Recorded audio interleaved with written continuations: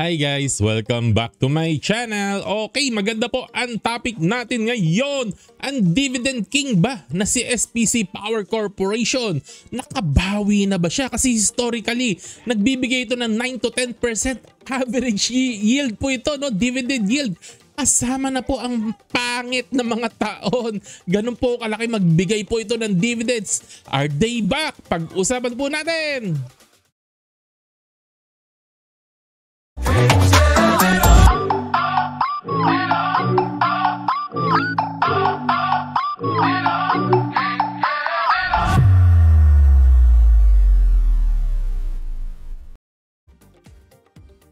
Welcome back! SPC Power Corporation ang original na dividend king. Ever since pre-pandemic, ang laki-laki po magbigay ng dividend po nito. Kaya po, kailangan natin pag-usapan para sa ating mga kaibigan na dividend investor. Na-review ko na po ito before. Visited lang po ito. Pero pag-usapan natin saglit lang isang slide yung business po nito, no?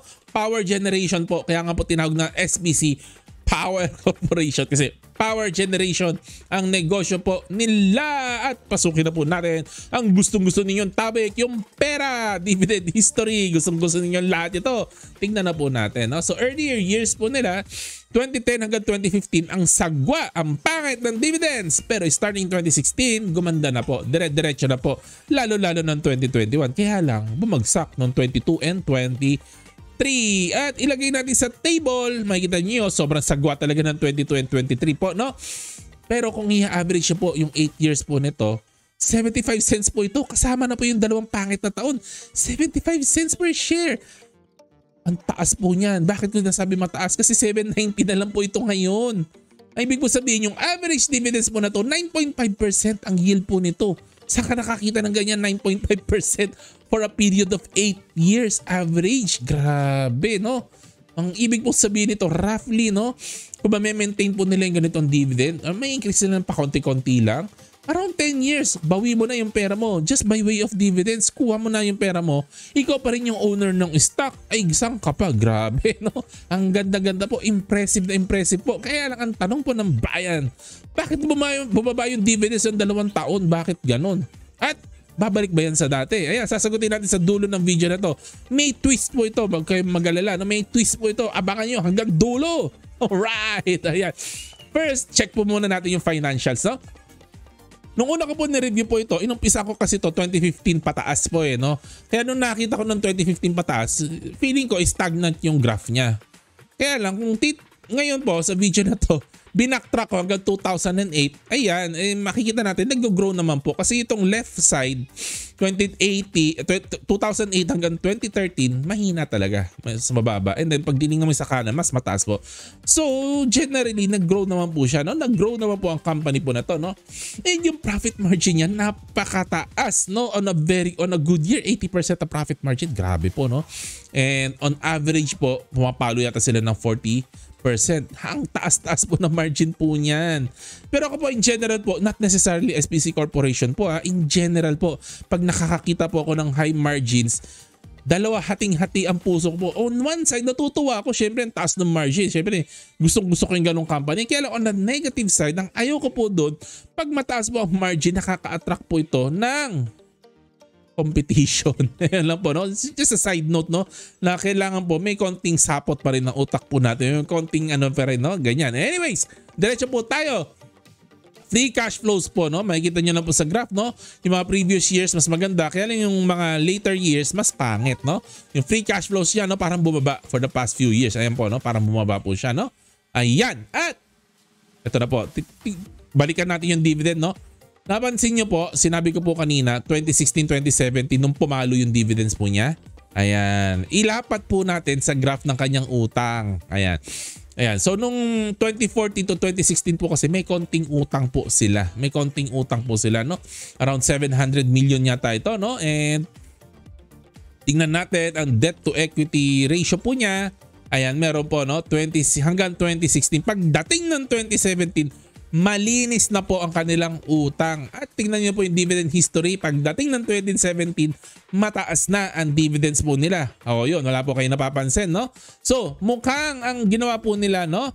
Yung mga previous years po ay mukhang nag-focus sila na magbawas ng utang. And then nung natapos na nila yung utang, tsaka po nila namigay ng dividends kasi wala na silang hinuhulugan na utang. Ayan, no? Alright, maliwanag po ba? So, sana na-appreciate po niyo yung discussion po natin na ganito, no? Alright, tingnan naman natin yung return on capital employed. Ayan, dito medyo lagapak po ng konti. So, parang uma-average na po ito ng 4% po. Pag tinignan po ninyo, mata sa mata, no? Parang 4-5% na po ang average mo. So, hindi ganun kaganda ang negosyo po nito, no? Not as wonderful, no? Mukhang hindi ganun kaganda ang growth potential kasi kailangan ng malaking kapital para mag-generate ka ng income, no? So, not really as exciting, no? Ayan. Pero, kasi po, take into consideration yung existing business po kasi nila ay mga diesel plant po, mga ganyan po, no? Pero yung future naman po kasi is into renewable.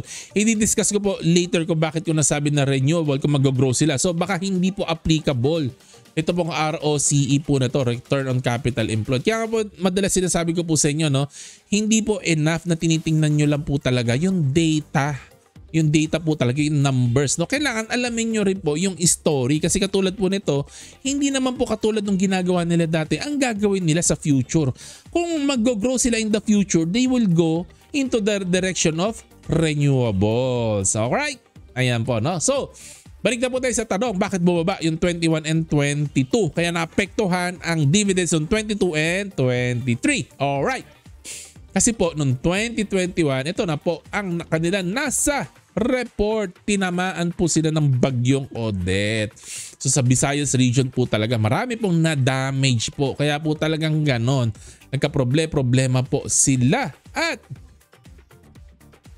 nagkaroon po ng expired na power supply contracts, no? Nagkaroon lang problema ng konti sa contract.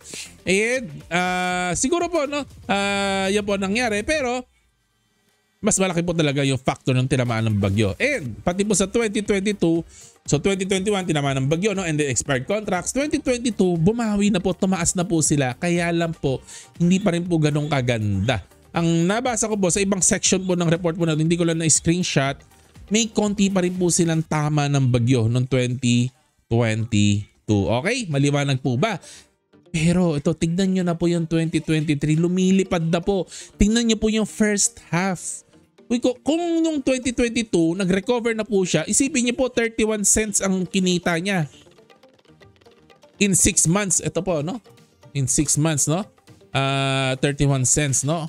This year, 55 cents na po. Halos na doble na po niya. Or malapit na po niya madoble po, no? Yung kanyang kinita in the first 6 months. So, napakaganda po, no? 2023 mukhang recovered na po, no? At mukhang lumilipad na po ang earnings niya. Mukhang babalik na po siya sa mataas na level po. Mukhang babalik na po siya sa mataas na level. Maiiwan na po niya yung 2021 na level, no? So, napakagandang balita po nito. Kung titingnan po ninyo yung nangyayari po sa negosyo niya this year 2023. Ayan po, no? Ayan, mga bagong information lang po natin. Ayan, kung i-compare po natin yung earnings per share niya po, no? 2020, 2021, 2022, mukhang matatalo po natin. Mukhang sisiw po na matatalo yung 2020. So baka pumasok tayo sa all-time high na kita po, no? Baka lang po, hindi ko po sure. Kasi may 2 quarters pa po, no, na natitira po, no? Ayan. So, it looks like 2023 will be better than 2020, no? So ang tanong nga po, balik na po tayo sa tanong, nababalik na ba ang dividends? Kasi bumalik na yung kita, no? Will it translate to better dividends, no? Ayan. So, ganito ko po siya sasagutin. Sundan natin yung cash po niya. Nung 2020, meron siyang 4 billion na cash. So, nung 4 billion yung cash niya, nakapagbigay po siya ng dividends na mataas. More than piso, no? The following year. So 2021, bababa po ang kanyang cash and cash equivalent. Tama po ba? So mapangit yung binigyan niyang dividends the following year, no? So remember, 4 billion nung nagbigay siya ng mataas. Ngayon, balik po tayo ng 2022. Nung last year po, 2022, 4 billion po ang cash po niya. Ang tanong, bakit 20 cents lang po ang pinamigay ng dividends this year? So mukha po mababa. Ang taas-taas ng cash po niya. Ang taas-taas po ng pera na meron po siya ng cash and cash equivalent po niya. Bakit po kaya na hindi niya pinantayan yung dividends nung pinamigay niya nung kumita siya ng nung meron siyang 4 billion na cash noong 2020, no? Yun ang tanong po. Na nakukuha niyo po nung 4 billion dati, malaki yung dividends. Bakit ngayon 4 billion? Bakit mababa ang binigay na dividends? Yun ang tanong po, no? Ayan, no? Nadabit daw ulit cash, ba't hindi namigay ng malaki? Ito po ang reason. Future prospect. The group remains firmly committed in looking for opportunities in new markets and customer segments both in the renewable and non-renewable energy sector. At binasa ko ba yung ibang section ng annual report po nila, mukhang kinoconsider, although wala pa po silang definite plan, mukhang they are considering po talaga na mag-grow into the renewable energy po, no? So may belief po, kaya hindi sila namigay ng dividends, no? May belief na ganito mo, malaki po ang kanilang cash and cash equivalent at hindi nila pinamimigay, malamang po nag-iipon po sila and no? Mukhang gagamitin po nila for expansion, no? So, malaki po ang chance, no? Again, hindi po natin masasabi definitely, no? Probability lang naman po ang pinaglalaroan natin, pero it looks like there's a big chance na hindi sila magbibigay ng malaking dividends for the next few years dahil mukhang dito po sila titingin sa expansion, no? Alright. So, mukhang makikipag-join sila sa race to renewables kasi ito ang karera ng lahat. Lahat po talaga sumasali po dito sa race ng renewables, pagtatayo ng mga solar, mga ganyan po, no? So, ang tanong, is it a buy? Kung hindi sila mabibigyan ng dividends, is it a buy? Ako po, feeling po, sa akin lang po, no? Sa akin lang po. At below 8 pesos, sobrang medyo attractive na po ito para po sa akin, no? Ang previous estimate ko po ito, no, ng stock po na to is 12 pesos per share. And at 8 pesos, nagmumukha na po siyang attractive po talaga, no? And I think, no, it could be worth more than 12 pesos, especially if they start growing. Kasi po, ang assumption ko kaya ako siya binigyan ng valuation ng 12 pesos, assumption ko talaga hindi siya mag-grow po talaga. Pero ngayon mag-grow po siya. It looks like it could be worth more, no? Ayan. So, especially po, take consideration po, no? Wala pong debt ang company po na ito. Wala pong debt. Again, wala pong debt. Mag-grow sila. Walang debt. Grabe po, yung iba po company po, nag-grow sila pero nuknukan ng dami po ng debt po nila. Ito po mag-grow po ito, walang debt, kaya napaka-attractive po nito, no? No debt at may growth prospect po siya. So para po sa akin, win-win na situation po ito. Kasi po, kung hindi nila ipo-pursue, no, yung kanilang pag-grow, kung nagbago ang isip ng management at hindi sila mag-grow in the future, malamang po babalik po sila sa dati nilang ugali na mamimigay na lang sila ng dividends. Pero kung itutuloy po nila yung kanilang pangarap na i-grow ang business, di maganda pa rin po kasi mag-grow yung business, yung stock na bibilin natin, mas magiging valuable po. Panalo pa rin tayo by way of capital gains nga lang, no? Hindi lang po by way of dividends, no? And I think, no, I like this stock right now kasi mukhang hindi siya maingay at hindi po masyadong pansinin, no? Kasi magkano lang naman yung company na to? This is just a 12 billion pesos company po, no? Sa ngayon po market cap po niya, no? And maaaring may opportunity po tayo mag-accumulate ng shares na to bago po manotice ng ibang mga tao at ng mga ibang investor, no? Kaya lang wag po muna ngayon. Antayin po muna natin kasi ang pangit-pangit pa po ng chart. Ito po, tingnan niyo po yung chart kahit hindi po tayo marunong sa chart. Ay, ako tanga-tanga po ako sa chart. Pero nakikita ko po talaga pabagsak ang presyo po nito. Kaya wag po muna tayong bumili po nito. Antay-antay po muna. Attractive na po kaya na mag-antay pa muna tayo kasi baka masaktan lang po tayo nito. Falling knife po ito sa ngayon po, no? Ayan. So hanggang dito lang naman po ang ating discussion. Salamat sa pakikinig po ninyo. Again, hindi ko po recommendation na bumili kayo ng stock po na to or isa ninyo yung stock na to, no? Ang sinasabi ko lang po, i-shortlist nyo po ito, pag-aralan nyo po yung stock na to. Tingnan nyo po kung magugustuhan po ninyo. Do your own research bago po kayo gumawa ng investing decision. Salamat po lagi sa support po ninyo, sa warm support po ninyo. Happy investing guys. God bless po. Salamat sa Lords for another video po. God bless. Bye-bye.